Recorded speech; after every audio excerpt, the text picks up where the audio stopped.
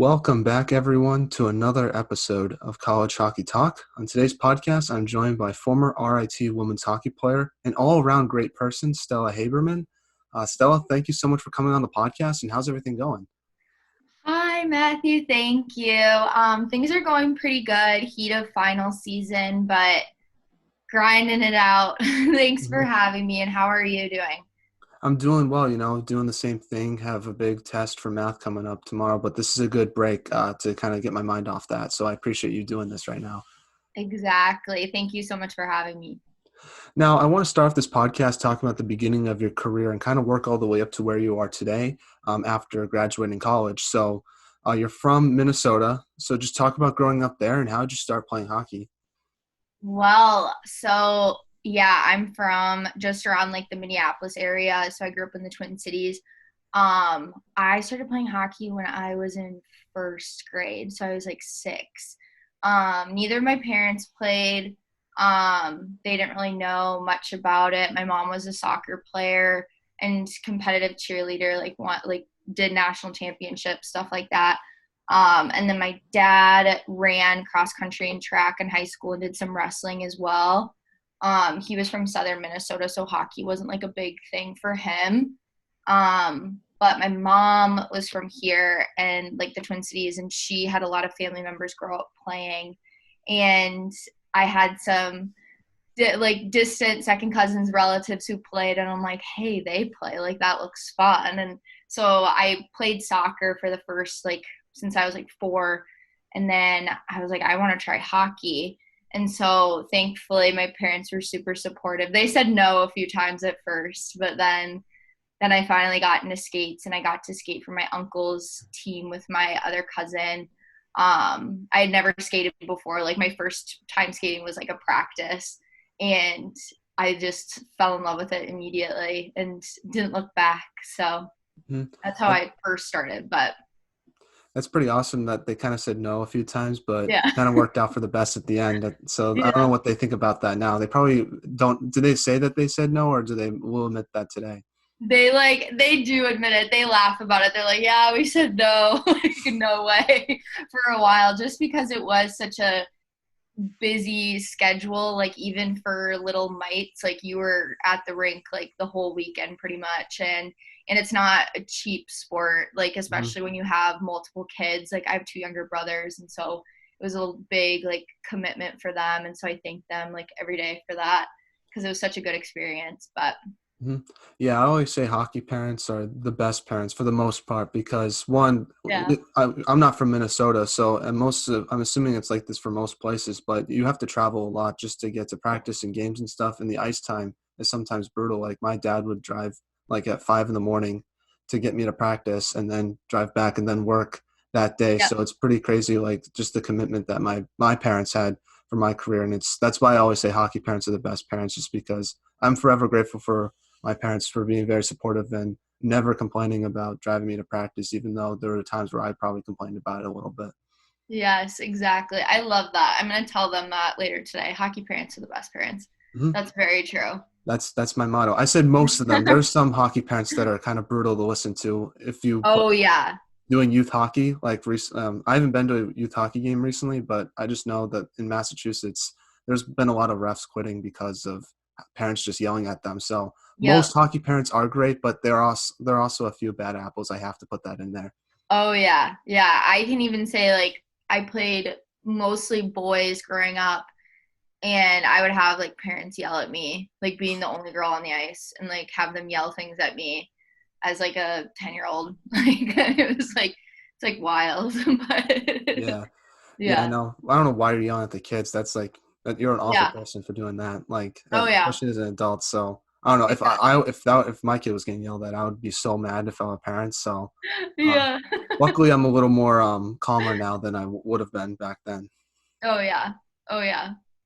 Now, who was your favorite player growing up? Did you watch hockey growing up, or are you kind of more of a person that played hockey but didn't really watch it? I didn't watch a whole lot, but I did have some favorite players, and like my dad would take me to wild games every once in a while. I'm one of those people that like likes to go to the games. Like I love going to like wild games and stuff, but I'm not a huge like turn on my TV, watch like Hmm. NHL games all the time. But my favorite hockey player growing up was definitely Ovechkin. I was a huge Ovi fan. I had like the yellow laces and everything. Like, was adamant about wearing my Ovechkin jersey for like my first passport photo when I was like 8, like stuff like that. Like, so it was, yeah, he was definitely my favorite. I just loved the way he played and the way he like carried himself. He's kind of like a little different, and so he was always fun to watch. But Oh yeah, one of the best personalities in the NHL. And yeah, do you think he's gonna break Gretzky's goal record? I like wouldn't be surprised Hmm. if I'm being totally honest, because I don't see him like stopping anytime soon. Um, yeah, I watch like, yeah, I think like he's probably my favorite like hockey player, but I definitely have like some other athletes that I like really look up to. Yeah. But yeah. Yeah, no, he's crazy. Like when he won the Stanley Cup, he did like all these crazy stuff. Like you probably saw the videos. And then like the next season he just came back and was scoring so many goals like it was nothing. Like most players, like if they did what he did that summer would be terrible the next Oh season yeah. probably. Oh yeah. Like it's hilarious. Like he just kind of shows up, and so Yeah. I think it's cool. But Now, have you seen him play in person? I don't know how many times the Capitals go to Minnesota because I'm a Bruins fan and the I Bruins never go to Minnesota. So I'm assuming it's one of the yeah, most East Coast teams. yeah. Like I don't think I ever have seen him play live, like in person. I've seen the Wild play like the Blackhawks, the Blues, like Red Yeah. Wings, like everything, like all those teams, but not. I don't think I've ever seen them play the Capitals, and I think that that's like that's a fun like bucket list item. Like, gotta see Ovechkin play one day, Oh, like yeah. live. So he's Especially soon awesome. because he's only 36, so you just never know. You never know. I wouldn't be surprised though if he keeps going for like another like 8 I years. agree with Yeah, you on that. like at least. But yeah. Yeah, I'm very fortunate. I've seen Crosby, Ovechkin, and Connor McDavid play in person. So I've had the chance to see some of the best. That's I'm pretty lucky regarding that aspect. Yeah, yeah. That's really cool. Now, before RIT, you played for your high school in Hopkins. So I want to ask you, what was your experience like there, and what did you take away from it when you look back at it? We'll look back Yeah. on it now. Yeah, I had a fantastic high school experience. I got to play with some really great players. We were pretty solid group for a while there. And I just feel like I grew a lot in high school. I played with a lot of girls who went on to play like Division 1 level, which was really cool. And then we had, I think, 3 on the U18 national team my freshman year, a goalie, a forward, and a defenseman. So it was really cool to have that, like, those girls to look up to, like, in every position you were in. And, like, it was really, really fun. I think we went 28-1 into playoffs my freshman year. And then we kind of choked in playoffs, section playoffs. But besides the point. So Who I still were hold that with me to this day. But it was a really great experience, and I had really good times outside of the high school team as well. I played in the Minnesota Elite League and for the junior Whitecaps under Winnie Brown, she's phenomenal. And so with my Elite League team, we actually ended up getting a bid into the national tournament and ended up getting second place. We lost to Shattuck in the national championship my junior year of Mhm. high school. So that was a really good time as well. Got to play teams that you don't typically play when you play high school hockey. So we got to play like the Boston Junior Eagles and Little Caesars and Mission and all those groups of girls, which was super fun. Um, but yeah, it was fantastic. I played for 5 years with the high school program, mostly forward, played a bit of D as well. Um, but yeah, nothing but good times. High school hockey in Minnesota is like football in Texas. Like it's like nothing else. Like the high school tournament is a blast. Yeah. So Who are some of the players that went D1? Because I'm assuming the players that played on that U18 team probably played D1 yeah, college hockey. yeah. So Grace Bazal, she graduated 2 years before me. She played at Boston College, And then Nina Rogers, she played at the U for a few years and then transferred to BU. Erin O'Neill, she played at BU and she was our goalie. I played with Corbin Boyd, who played at Mankato. Kylie Hanley was one of my line mates for a while, and she plays at UMD now. I'm trying to think of who else. Kate Glover, obviously, my buddy Kate. She graduated with me and she plays at Harvard currently. She Oh took a wow. 5th year, so she's there right now, killing it, I'm sure. Uh, but those are the ones I can think off the top of my head. Oh, my Erin Brousseau, she's currently at Syracuse. She was a few years younger than me, so I got to play with her my junior and senior year, I think. That's Um, pretty cool. That's a lot of yeah. players. Yeah, there's got to be more, but I'm Hmm. like blanking. Those are the ones I can think of right now. So, Yeah. Well, you played in the Lake Conference, and you're telling me that's like one of the toughest conferences in Minnesota high school hockey. Now, I'm not from Minnesota, so I really don't know too much about it, but what makes that conference so special in your opinion? so I just feel like I don't want to sound like annoying, but the Lake Conference is probably one of the toughest, like for sports in general. So I went to Hopkins, as you stated, and so I got to play against like Edina High School, Eden Prairie, Wayzata, Minnetonka, and so those are like the teams in the Lake Conference, and it's really really competitive because a lot of those girls and athletes, just players, people in general, like you're held to like a really high standard, coaching wise, like being right outside the Twin Cities, like you just have a lot of resources, like that's just like the reality of it. And like I wish the wealth was spread a bit more to other teams around the Twin Cities too, but it was really competitive and really fun to play and a lot of like rivalries, and so it's Yeah. fun. Is it harder to like get noticed in Minnesota high school hockey when you're not from kind of that Minneapolis Lake area? I think that like I'm just speaking, like I don't want to speak for anyone, but like I think it is a little bit more difficult when you're not in the Twin Cities area, going to like Breck, Blake, Benilde, or like any of the like conference schools, or any like there's like Andover and like some really phenomenal high schools just like in this bubble in the Twin Hmm. Cities. Um, so like girls from Duluth and Warroad, like up north, like I feel like quite a few of them do a lot of like similar opportunities, because I think like yeah, I feel like it's pretty even for the most part. If anything, it's like I feel like there may be a disparity with like summer training and stuff, like where you can access like I was very fortunate to have access to a lot of rinks and a lot of training programs during the summers and stuff, just because of where I lived. But I feel like I remember hearing from girls that would drive down like 2-3 hours every day for training, like they would come down from up north, Yeah. to get training during the summertime.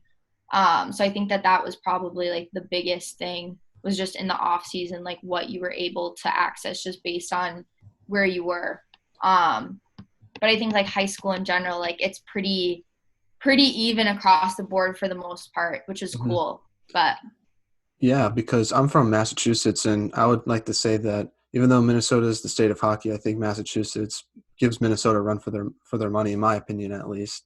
And yeah, it's like near the Boston area. There's a lot of great prep schools, and a lot of great players are from here. But being from Central Mass, it's a little bit more difficult to get noticed by D1 schools. You have to go out in juniors to play different places and stuff like that. So I was just wondering if it was similar to Minnesota in that aspect, where there's certain locations where it's a little more challenging if you're not near like Boston or I guess Minneapolis. true. Yeah, totally. I feel like there's some pretty fantastic players that have come out of like Warroad, like Mm-hmm. Duluth area, The like ocean. Alexandria, like all those like a little bit more north, schools. I feel like recruiters do a pretty good job of like getting up there Oh during the yeah. winter season, which is cool. Hmm. But Now, what is the Minnesota high school hockey scene like? Because, like I said, not being from there, when you look at it from an outsider's perspective, it's kind of like hard to understand because you know you guys sell out the XL Center for the state championship. it seems like it's kind of a big deal, where in other places it's like high school hockey matters to people that really are involved with it, but if you're not really involved with it, it's kind of like you kind of shrug it off, if that makes sense. So what is it like, what is the Minnesota high school hockey scene like, and the atmosphere like, and what's it like to be a player and being a part of that atmosphere? Yeah, I think like it's just it's like how I described it earlier. Like it's kind of like like Texas high school football. Like you're just that's just kind of it's just kind of a big deal to everyone, which I think is kind of cool. Not to everyone, obviously, but it's pretty cool. We had like we had our my team had our own rink. We were actually very fortunate to have a practice rink and our game rink, and we had like a full locker room with our personal stalls, everything. We would keep our equipment there. Um, get bused to games, like the whole 9 yards. Um, with that, like through the season, which was really cool. Um, but yeah, it was very special, and it was really fun to represent like your school in that regard.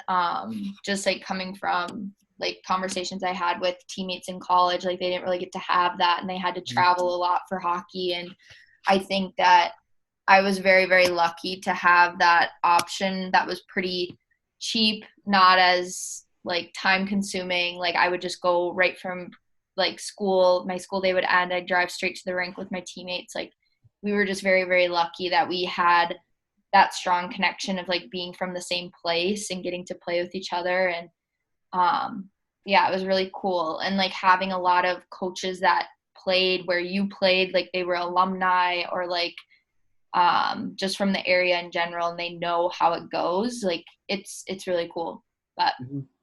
Yeah, I think Minnesota is probably the only state where you can play for your public high school and still like get noticed by D1 schools. I feel like yeah, most places you have to like go on a travel team, prep school, or juniors to get noticed by D1. yep, exactly. Now, how Yeah. did your high school hockey experience help prepare you for college with RIT? I think I guess like I have to owe a lot of that to I had two different head coaches through my high school career.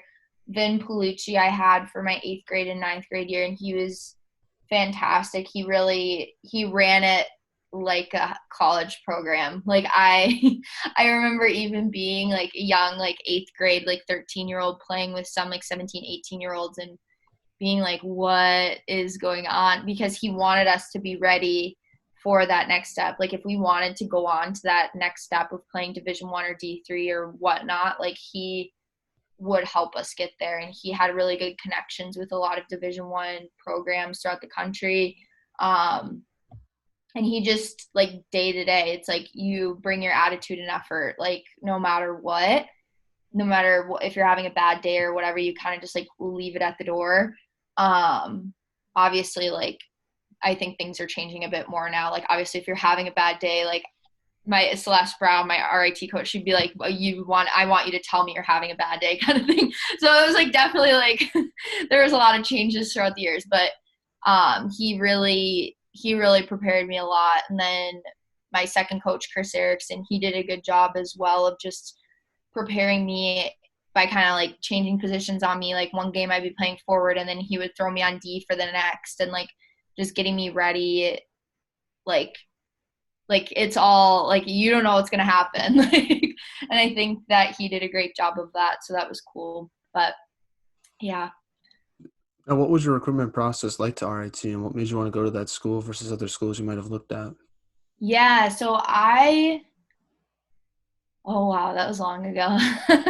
Like I think the first time I heard from them was after my first time with the U.S. player development camp. So I went to the first, or I went for my U15 year. So that was before they started doing the select camps. So it was just a normal like player development camp. Um, and I remember it was like the following like couple weeks after that was the first time I had heard from them. I think I got an email. Um, but they weren't I had talked to like I had visited others. No, I had talked to other schools by that point too. But I ended up visiting quite a few. And the sorry, I think it's kind of a cool story of how I picked RIT. My dad and I went to visit before the Burlington Naha tournament one year. I think it was like my sophomore year. Um, sorry. And we went to visit. We did like a couple schools. We like flew into Boston and then like did a few. It was super fun. I'm close with my dad, so it was a good time. And then we went to visit RIT, and Krista Vuglar was stick handling, and she came right up to me and she was like, "What's your name?" Like just started to like rattling off questions to me, like really felt like super personal, and I hadn't really experienced that with other programs with like other girls like coming up to me and like asking me how I'm doing and like asking me where I'm from, and like it was just a very like personal experience. And I just really liked the rink a lot. I think we have fantastic facilities as well as the school. The school is phenomenal. I had wonderful professors, and it was a good experience academically as well. But yeah, I think it was just the personable attitudes of everyone there. They wanted to like know you as a person kind of thing. And that was a big reason why I went with RIT. And it was a newer program, which I really liked. They'd only been at the Division 1 level for a couple seasons at that point. And so I thought that that was really cool to be a part of like this legacy. So Yeah, building a program from the ground up kind of thing, right? yeah. Now, what was the biggest adjustment you had to make to college hockey? Was it the speed, mental side of the game, or just kind of balancing academics and hockey? I think the biggest adjustment for me was probably the mental side of things, like being away from my family. Like I said, like I played high school hockey, like I lived with my parents, stayed at home all through until my senior year. And so it was a really big adjustment for me to not be around them and have them at every game. And like I miss them a lot. Like I remember freshman year, it was really, really hard. Um, as well as just the off ice training really becomes a huge factor of like everything. And so I think that that was a big adjustment as well. The off ice training during the season as well as the off season. So it's like before that, it was like, oh, you did all your weightlifting summer and fall, and then you would like kind of not do that for the winter. And so I think that that was the biggest transition or like biggest thing for me was like gaining that muscle and maintaining that muscle throughout the year.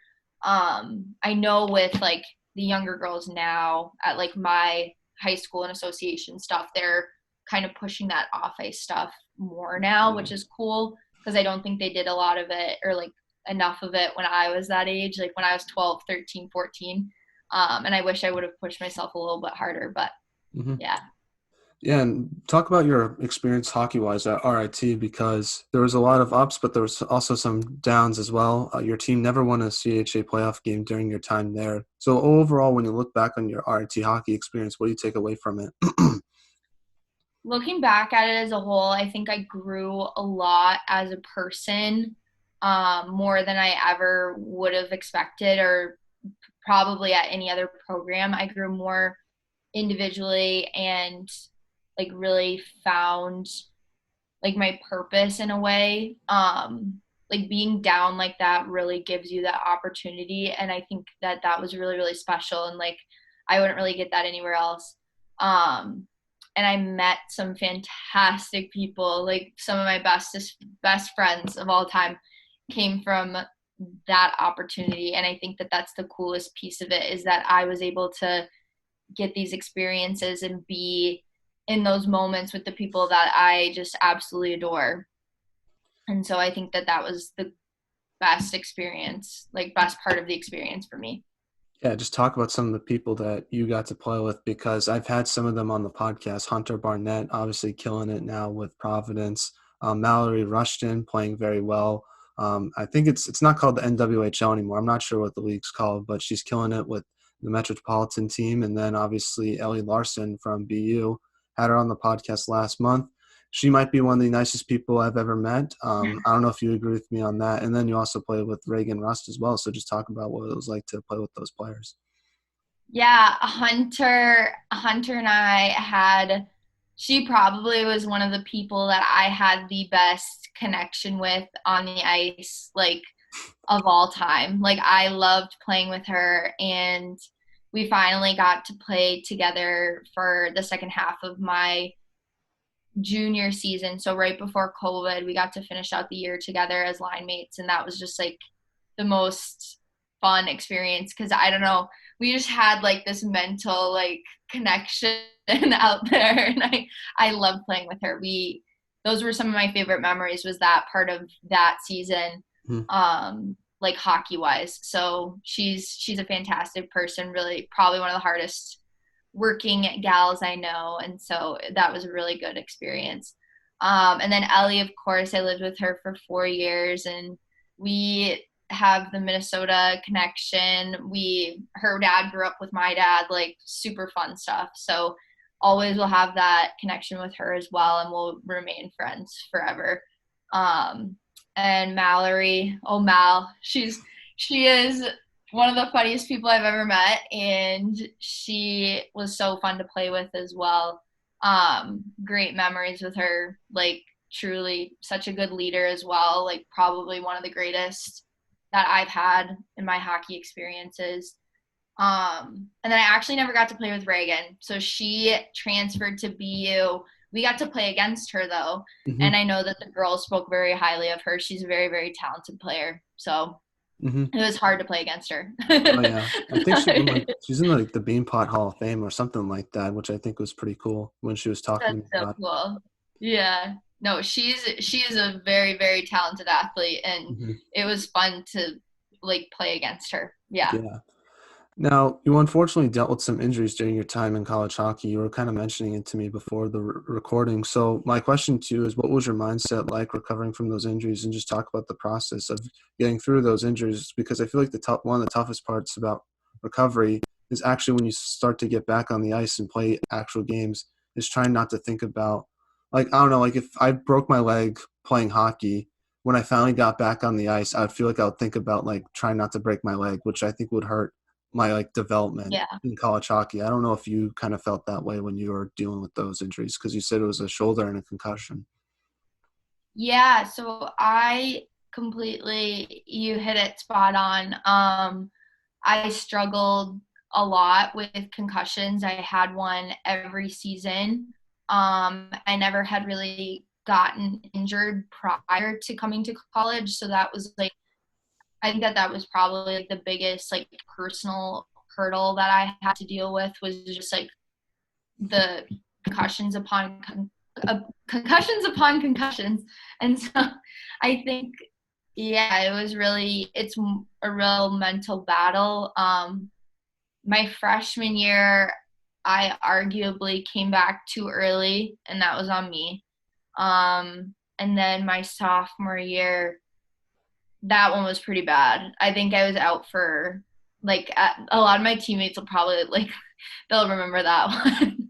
I like, it was during practice, and I just like went into the boards, and it Oh, was, that was not a good time. But we, that one I had to go through some physical therapy, vestibular therapy particularly. So I would go in and chat with my awesome doctor and do some exercises with her for a few weeks. I think I went like 3 or 4 times, and then I did end up getting an MRI after that one, and then yeah, so just, I don't need to go through them all, but like yeah. it just, yeah, I definitely, like, it was a mental battle coming back, and I think that that is where I struggled with the most personally, was just like thinking about it when I got on the ice, like thinking about it like outside of like practice, like just, it was all I was really thinking about for a while, and it really harmed me mentally. And I think,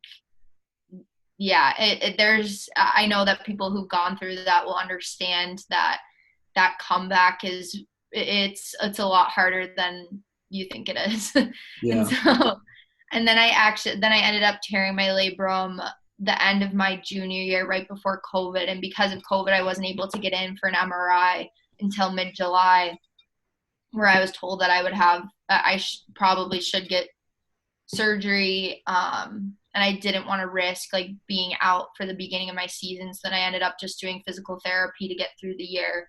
And which I think the physical therapy worked. So I don't think I'm going to have surgery anymore, but That's good. I haven't made that decision. I haven't made that decision All yet. I right. still have some time, but, cause I'm not really playing a whole lot of hockey anymore. So we'll Mm-hmm. see. But Now, is your yeah. labrum in your shoulder or hip? Because I've heard both for both parts.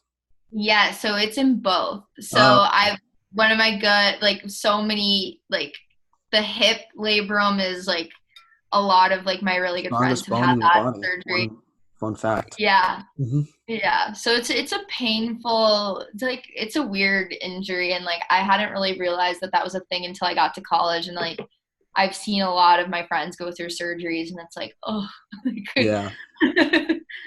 Now, I guess like with concussions, I used to play hockey and I never really dealt with concussions, but something that like makes me worried is like how are they going to affect me like years down the line? Have you like felt that at all like post playing, or do you think like it's not going to affect you at all?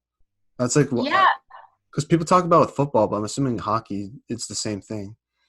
Yeah, so I thankfully like don't I definitely did not have it as worse like as bad as some people. Like I definitely think that mine were, don't get me wrong, like they set me back a lot, but I think that knock on wood, I should be okay because I Yeah. think our trainers at RIT are phenomenal, and I like they did a really really good job of like making sure that I was good for most of them to come back to play. Like they really were very adamant, especially after my first like two. Like as I had more, they were really very very attentive to everything.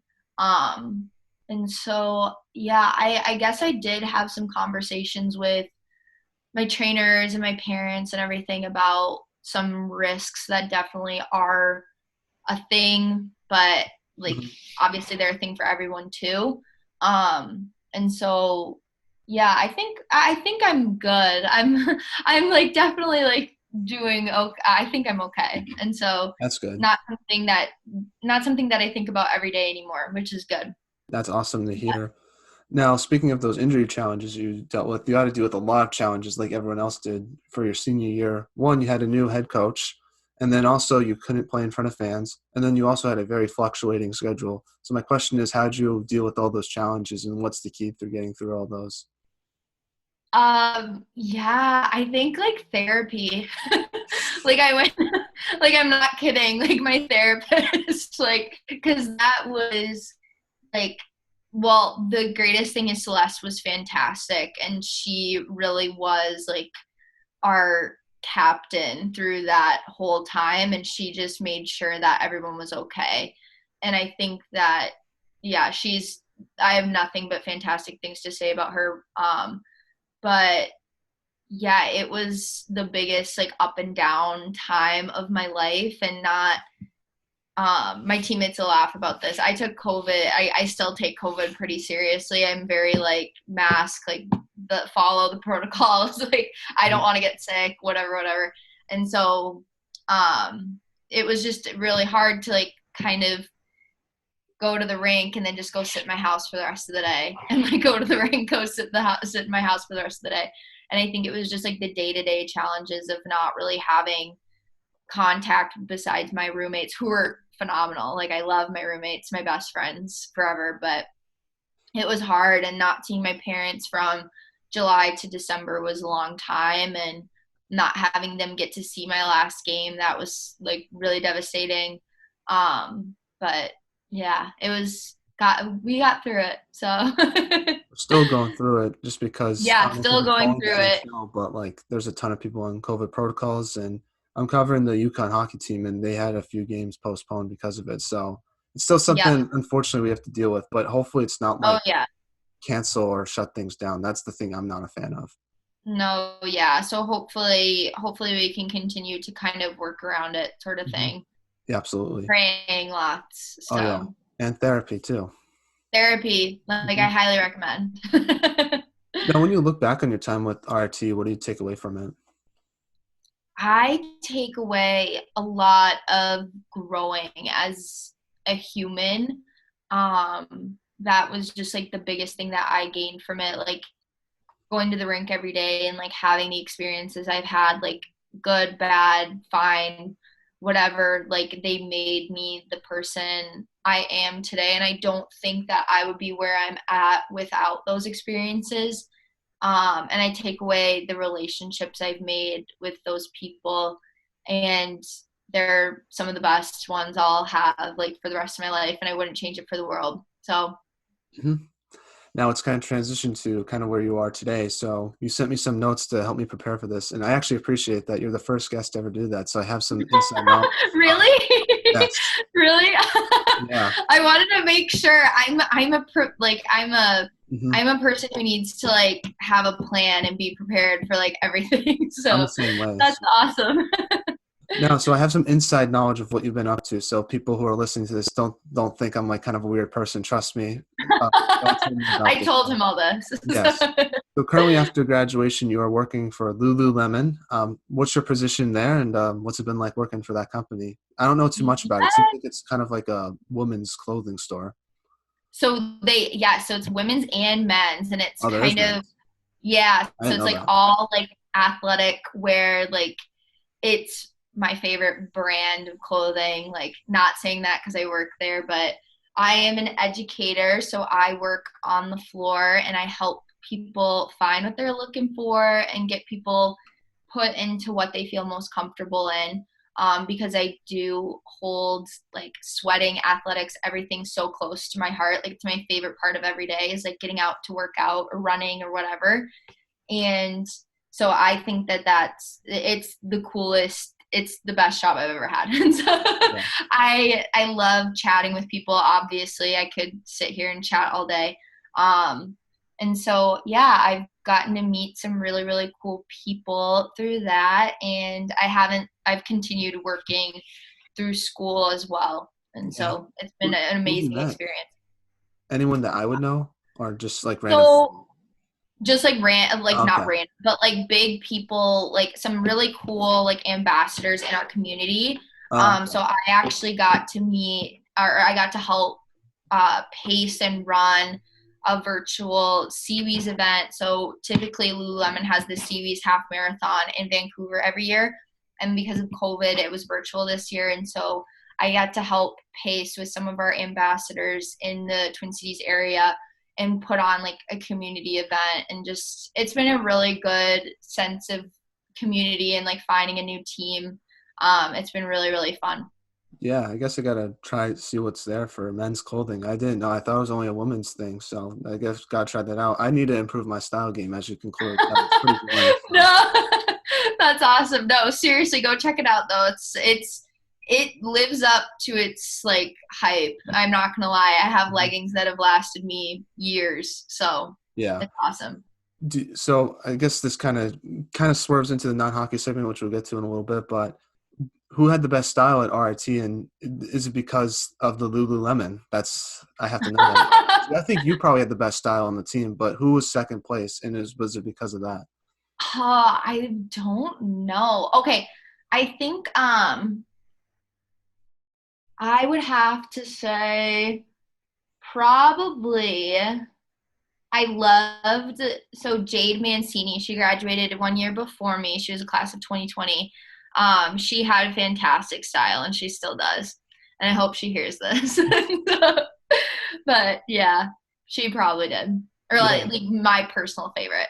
yeah. So Well, just I've talked to, like I said, a few former RIT women's hockey players, and Ellie Larson has some good style. I'll say that, and well, so shout out to them. I don't know if they're listening, but yes, totally. now you're also attending law school as well.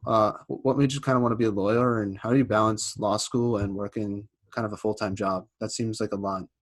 Yeah, so I have always kind of had law school in the back of my mind.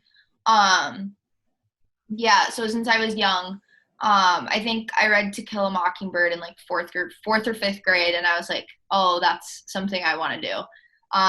Because I just loved the way like like I don't know. I just think I hold that whole aspect like really close to my heart, and I think that it's a lot of who I am. Just like following the rules, like bringing justice to people who deserve it, like that kind of thing, and like so I think yeah, it just kind of always been in the back of my head, and then I didn't really think about it a whole lot in undergrad, and then when the pandemic happened, my internship was canceled. So I was supposed to intern with like a U.S. congressman, Oh and wow. yeah, so I was going to be at his district office in Rochester. And then I was like, well, I'm going to study for the LSAT, I guess. And I just kind of like dove into it and like, cause I had nothing else to do. Mhm. And so, yeah, then I picked St. Thomas back in Minnesota. Loving it so far. Fantastic experience. New Very hockey busy. program too. Yeah. Yes. They do have. College hockey guys get involved in this somehow. Sorry. Yes, no, exactly. Yeah, the women's team is doing fantastic. And so it's really fun to see them doing so well. They have a great coach, obviously. Um, but yeah, it's fun and it is a lot of work. Yeah, I've been part-time with Lululemon, and then I'm also coaching a U12A team, and they are the highlight of my day, like every day. And so loving that as well. That's awesome. And I like what you said, your notes were just like, wow, I'm busy. And then it just went on and on. So that made me laugh every Wow. time I saw that. No, yeah, it's sometimes I'm like maybe I put a little too much on my plate, but I'm like no, I'm fine. Like Yeah. I I like need to be being busy. busy. Yeah, I'm the same way just because it's just boring when you just have nothing to do. I know some Yeah. people like it. I think they're crazy. So, No, I'm definitely one of those people as well where I like to have things happening all the time. So, so it seems like at least from my perspective, things are going well after grad, which is good to hear. yeah. Yeah, they're pretty good, busy but happy and enjoying everything and just like finding new things to do. I've gotten really into running. I ran my first marathon in October, so that was kind of Congratulations. fun. Thank you. um, but yeah, I think just growing as a human after that experience, like playing hockey for that many years and just having it be over is like a really shocking moment. And I'm sure that a lot of people listening or who have played a sport for that long, that having it just be over is like the weirdest experience. And I kind of had a slight like identity moment like this summer where I'm like, what am I like, what is this? Like I Yeah, have no idea who I am right now. And so it's been a journey kind of figuring things out, but feeling good and happy. So that's good. Well, are you ready for the non-hockey segment then? totally. I'm Let's down. do it. So, first non-hockey question is: what were your thoughts on Trevor Zegras' assist, kind of a goal of the year moment a couple weeks ago? Okay, so was that the goal? I'm so sorry. Was that the goal where he like picked it up and Oh then yeah, he picked up Michigan like stuff, but then picked it he up and crossed it. then his teammate like tapped Mhm. it in Oh like yeah, in it was sick, and he was that just was like sick. shocked. Yeah. Yeah, that's like pure athleticism, Mhm. honestly. And so yeah, that was pretty cool. I wanted to make sure that that was the play we were Oh talking yeah. about because I did see that and that was Yeah. really really cool. So Yeah, I think that deserves like an award in it's my probably gonna opinion. get a few, in my opinion. Yeah, yeah, that it was pretty cool. Yeah, it has like 600,000 or maybe even a million views now, and I bet you like a half of them are from me because I just couldn't stop watching it over and over again. It was so awesome. So, That is awesome. Oh my and he goodness. seems like a great, funny guy too. Just I don't know if you saw his post game interview after it, but he seems like he's embraced the California vibe. He has the long hair, Oh, just I love it. laughing, joking around. I'm like, this guy seems awesome. Oh, I love it. Actually, you know what? I take it back. My favorite Ovechkin was my favorite player growing up, but my second one was Brett Burns. Oh, He was nice. like Brett Burns was probably him and Ovechkin were tied. Like you said Californians, then I was like, oh my gosh, like Brett Burns, Yeah. and because he's just kind of an oddball a little bit too, not totally, but Oh, he's definitely the most interesting person in the NHL. yeah, like Mhm. I love those people. Like Dennis Rodman is like one of my favorite athletes of all time. Like I just love it. Like I'm all about that. So Yeah. The Dennis Rodman story where he was like with Carmen Electra. I don't know if you saw the Michael Jordan documentary, but oh like yeah. and he's like, I need a vacation in the middle of the playoffs, and like the Yeah. coach is like, what? Like that would Yeah. just never happen for me. And then he's like, fine, you can go out for like a day. And then Michael Yeah. Jordan finds his hotel room and like takes him out. It's one of the funniest, outrageous stories, and like that would never happen today just because of the internet. But I No. think it's awesome. Oh yeah. He's just, I love it when people just kind of do their thing. And Oh yeah. so it's pretty cool. Yeah. Now, which arena had the best warm up mix? Huh. Honestly, I really liked ours. I'm kind of biased, don't get me wrong, Hmm. but ours were always pretty good with like the transitions and like how many different songs you were kind of able to fit in, Hmm. which I liked. Like I'm more of like the mash them up into just like one constant thing. Like I don't like it when teams like will just play like multiple songs in a row. Um, so I would probably have to say Penn State's was usually always pretty good. Yeah. They always had pretty up to date stuff with like music wise, like images like on the screen, like all that. Like it was fun. Always like it was always fun playing there. Speaking of the music topic, what's your guilty pleasure song? Oh, I probably I feel like it would probably have to be, I don't even think that this is a guilty pleasure, but like the Taylor Swift All Too Well 10-minute version, like that can play all day long and I will be happy as a clam. So I love Taylor Swift. So Yeah. that is probably like my quote unquote like guilty pleasure. But Yeah. My sister's a huge Taylor Swift fan, and when that album dropped, it was just nonstop. Just you yep. could hear it from my room. And Yep. I don't know what Jake Gyllenhaal did to her, but I guess it wasn't too good because to write a 10-minute breakup song, that's pretty bad. Oh yeah. No, yeah. And like the short film she made, like it was just like she is so talented. I'm obsessed. She is phenomenal. Now, is Jake Gyllenhaal your least favorite ex? I assume. I like, yeah. So I don't know. Yeah, I think that like I used to love him. Like, I love October Sky. It's one of my favorite movies, and he's like in that. yeah, I think he is a phenomenal actor. But I don't know. After like re-listening Off to like, camera. yeah, like off camera, listening to this re-recorded album, I'm Yeah. like, I don't know. Mhm. No, no. But I yeah. assume he's not listening to this, so you can say whatever. So I'm Mhm. not. That'd be hilarious if Jake No. all listened to college hockey talk, but I assume he's not. Jake Gyllenhaal's listening and he's like, "Oh my God, this girl, like, Yeah, not good." No, I but think it's gonna be interesting because I was told that 1989 is about Harry Styles, and I'm assuming most Taylor Swift fans are Harry Styles fans. So that's gonna be kind of like figuring out like that's gonna put those fans' brains in a pretzel. If like I don't know yeah, if he did anything, but yeah. No, I mentioned to my cousin, I was like, "What if Harry Styles like comes on for some of the songs?" Style, that's one of my Like, favorite T Swift songs. I That's one of my know, guilty and I'm pleasures. like, that would be kind of legendary to like sing on one of your like one of the songs like your exes like wrote about you. Like that's kind of like a power move. Oh So I yeah, wouldn't be surprised if he did something like that because I actually do really like. I think Harry Styles is really cool. yeah. But I think my guilty pleasure song is "Boyfriend" by Big Time Rush. That song is oh just my very gosh, catchy, and whenever I listen to it, I look like very intense. But like if you hear in my head, I'm just like going crazy. So really, I yeah, respect it. I that- respect it. that's a good song. So next non-hockey question: hardest class you've ever taken at college, or most interesting class you've ever taken in college?